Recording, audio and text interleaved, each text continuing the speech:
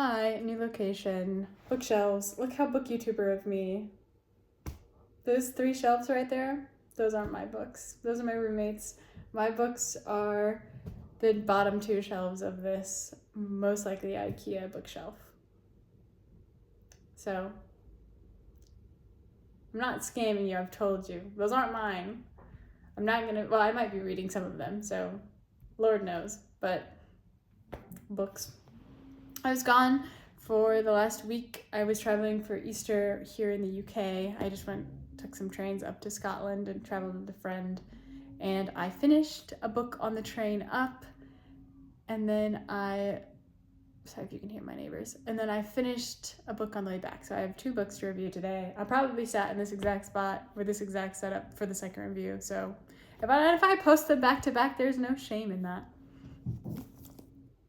This is the first book. I talked about it in another video somewhere on this channel.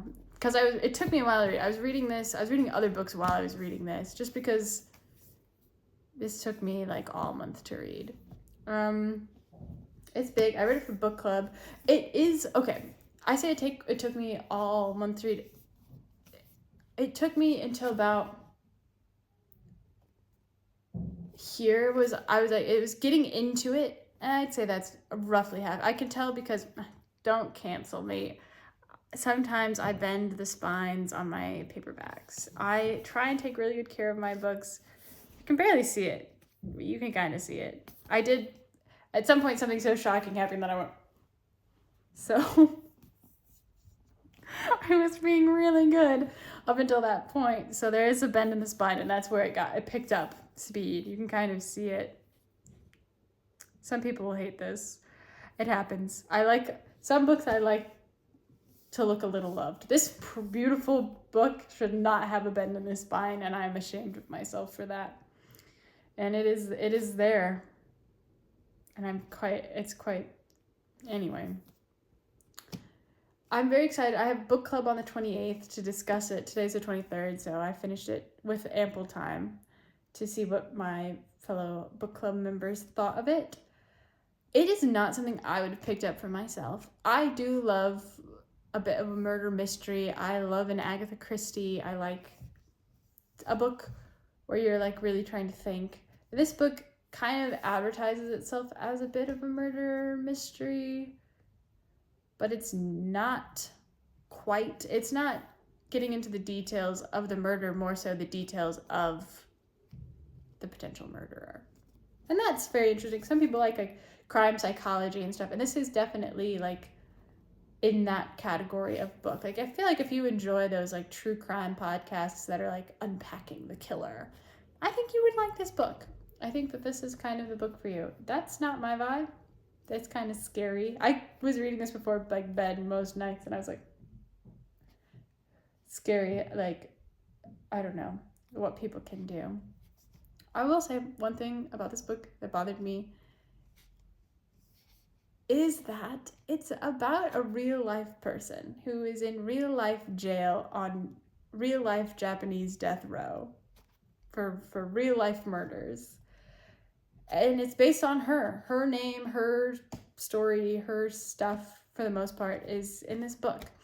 And so I kind of go into this book like, oh, this is interesting. Like, I went into this book really thinking like, oh, this is going to be like a true story where it's being told from the point of view of a journalist. Like, this is going to be quite interesting. But then it kind of, at the end, you realize, like, towards the middle, you're like, these are not human choices. These aren't decisions that people make. Like, some of them are, but there's some like really, and I won't spoil it, of course, but there's some like really dramatic stuff that happens towards the end of this book that I'm just like, that's not how people respond in this situation. I can't imagine someone responding in this situation in that way.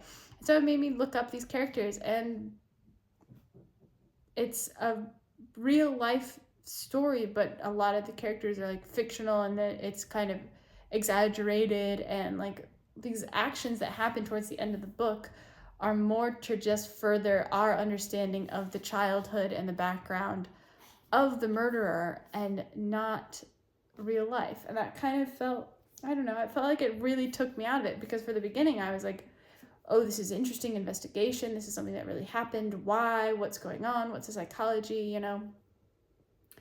And then the ending of the book, and I was just like, now it feels kind of like it soiled the ending a little bit, because it took me way out of it. I was like, this isn't real anymore. This doesn't feel quite real. And that could be the translation, that could be a lot of things. I don't know. This book will make you hungry, though. If you are reading this before dinner, you are going to be very hungry for dinner. Another good thing is there are aspects of this book that really remind me of, there is a Margaret Atwood quote from one of her books that I should remember the name of. Is it on this shelf? No. I don't see any Margaret Atwood on there. But you might have to look this up. Sorry to not be like the most helpful reviewer in the world and just give you a task in the middle of this video.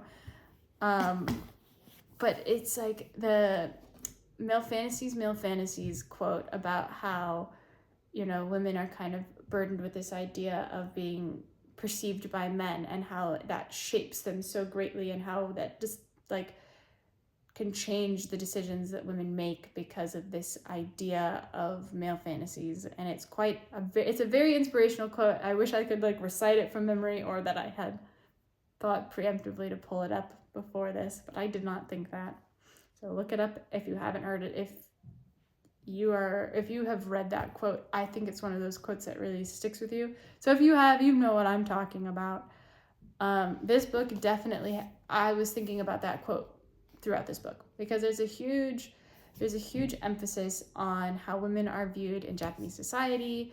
You know, this idea of this fear of gaining weight, this fat phobia that's like ingrained into Japanese society. And this like, I don't know, this very judgmental idea towards people who aren't like traditionally attractive in the sense that society wants them to be. And this book really does a nice, I would say, and I have no experience with Japanese society, as I have never lived in Japan, but I think this book does a really good job like critiquing that, because like I don't want to spoil this book, but in the beginning it's kind of like this woman potentially murdered 3 people, and you know that from the beginning, you know that like that's what's going on. And for the first part of the book, it's just like nobody seems to care that she's potentially murdered these people, these men. It's kind of more along the lines of, how the hell did she attract these men to murder them? She's so ugly and overweight, and you know, she's not like the perfect skinny beautiful woman. Like, why are these men falling for her? You know, it must be her cooking. Like, I don't know, it kind of had that tone to it, and I think that was such an interesting tone to take to, I don't know, even when women are murderers, they aren't being taken seriously, you know, one of those. It was an odd book, but I'm glad I read it, but I did not give it many stars. I think that I really got quite upset, like this close to the end of the book, when I was just like, this isn't what people would do in this situation. Like, it's just an unrealistic action being taken by the main characters. And like, it just felt like it turned into like a telenovela at the end.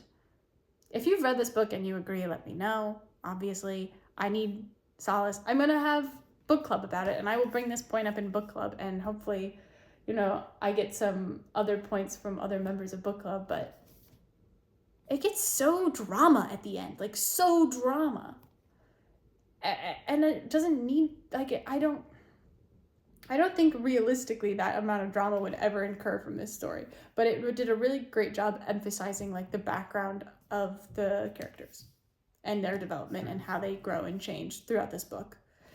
But it was so dramatic. Like, it was like unreasonably dramatic to me.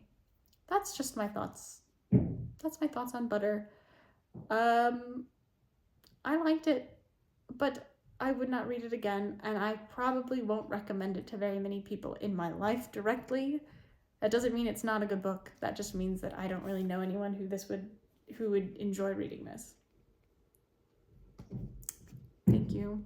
I'll be sitting right here filming another video in like 0.2 seconds after I hit end, so stick around. If I've just uploaded this, there will be another one very soon.